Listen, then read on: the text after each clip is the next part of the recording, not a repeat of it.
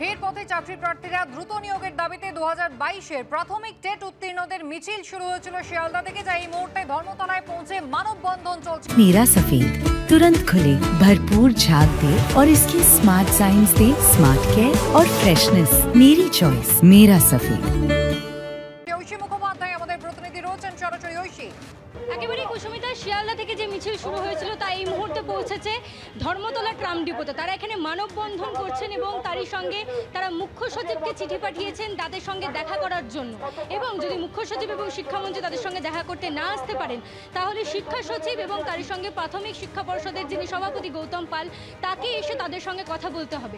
তারা যেমন তারা বঞ্চিত এই প্রতিবাদে নেমেছেন, তেমন তারই সঙ্গে আরজি করে যে হত্যাকাণ্ড ঘটেছে একজন চিকিৎসক পড়ুয়ার, সেই নৃশংস হত্যার দাবিতে বিচার চেয়েও কিন্তু তারা এখানে মোমবাতি প্রজ্বলন করেছেন। তারা মোমবাতি জ্বালিয়ে এখন এই মুহূর্তে নিজেদের জন্য বিচার তো চাইছেনই, তারই সঙ্গে আরজি করে যে নৃশংস ঘটনা ঘটে গিয়েছে তারও বিচার চাইছেন। অন্যদিকে আরেকটি প্ল্যাকার্ড আমি সুমনকে দেখাতে বলবো, যে লেখা রয়েছে উৎসবে ফিরতে চাই, 50,000 শূন্যপদে ইন্টারভিউ নোটিশ আগে দিন। অর্থাৎ তারা যে দাবি তুলে আজকে এই মিছিল করছে যে 50,000 শূন্যপদে নিয়োগ তাদেরকে দিতে হবে, ইন্টারভিউয়ের নোটিশ পাঠাতে হবে। 2017 সালের পরে 2022 সালে টেট হয়েছিল, তারপরেও 2024 সাল চলে এসেছে, প্রায় 1.5-2 বছর পরেও তাদের কোনো ইন্টারভিউয়ের নোটিশ আসেনি।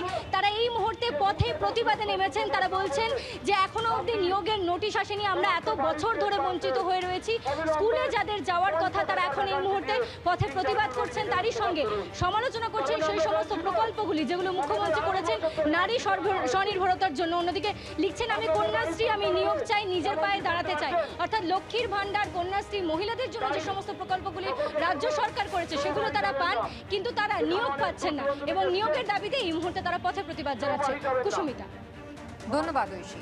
অন্যদিকে আরজিকর কাণ্ডে ইতিমধ্যেই জিজ্ঞাসাবাদ পর্ব চলছে সিবিআই এর পক্ষ থেকে। আর্থিক দুর্নীতি মামলায় স্বাস্থ্য ভবন থেকে টেন্ডার সংক্রান্ত নথিপত্র চেয়ে পাঠিয়েছে কেন্দ্রীয় তদন্তকারী সংস্থা। সরাসরি আপনাদের নিয়ে যাব নিজাম প্যালেসে। আমাদের প্রতিনিধি আবির দত্ত রয়েছেন আমাদের সঙ্গে। আবির, কোন তথ্য চেয়ে পাঠানো হয়েছে আজ সিবিআই এর পক্ষ থেকে? দেখো, তোমাকে জানাই যে আর্থিক দুর্নীতির যে তদন্ত সিবিআই তরফ থেকে করা হচ্ছে, সেই তদন্তে তুমি জানো এর আগে সন্দীপ ঘোষকে গ্রেপ্তার করা হয়েছিল এবং সেই মামলা কিন্তু এখনো পর্যন্ত চলছে। এবং তদন্তে আমরা আজকে যেটা দেখলাম যে সঞ্জয় বশিষ, যিনি আরজিকরের প্রাক্তন এমএসভিপি, তাকে আজকে আসতে বলা হয়েছে, তিনি আজকে এসেছেন। অন্যদিকে দেখা গেল যে স্বাস্থ্য ভবনের কাছ থেকেও বেশ কিছু নথি চেয়ে পাঠানো হয়েছে সিবিআই তরফ থেকে এবং সেই মর্মে স্বাস্থ্য ভবনের দুজন আধিকারিককে আমরা দেখলাম যারা বেশ কিছু নথি নিয়ে তারা সিবিআই দপ্তরে এলেন। তারা যখন বেরিয়ে আসেন তাদের সঙ্গে কথা বলার পরে তাদের যেটা বক্তব্য, যে 2021 সাল থেকে এখনও পর্যন্ত টেন্ডার সংক্রান্ত বেশ কিছু নথি যেটা সিবিআই তরফ থেকে চাওয়া হয়েছিল, সেই নথি দিতে তারা দ্বিতীয়বারের জন্য এসে পৌঁছেছেন আজকে এই নিজাম প্যালেসে। এবং যিনি জানাচ্ছেন তিনি নিজে ভিজিলেন্স ডিপার্টমেন্টেরই একজন আধিকারিক।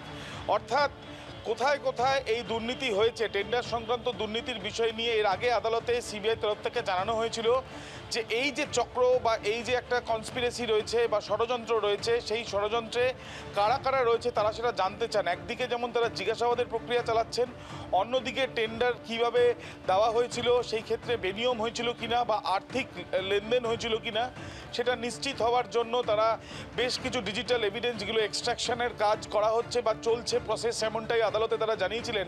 অন্যদিকে রাজ্য স্বাস্থ্য দপ্তরের তরফ থেকেও বেশ কিছু নথি তারা চেয়ে পাঠিয়েছেন, তার কারণ সেগুলো তারা স্ক্রুটিনি করতে চান বা সেগুলো খতিয়ে দেখতে চান। যে বয়ান ইতিমধ্যে যাদেরকে জিজ্ঞাসাবাদ করা হয়েছে তাদের বয়ান এবং লেখাপড়া বা লিখিতভাবে কি কি ছিল কাগজে, সেই বিষয়গুলো তারা খতিয়ে দেখতে চান বলেই স্বাস্থ্য দপ্তর থেকে এই নথিগুলো চাওয়া হয়েছে, এমনটাই সিবিআই সূত্রে জানা যাচ্ছে। আবির, ধন্যবাদ।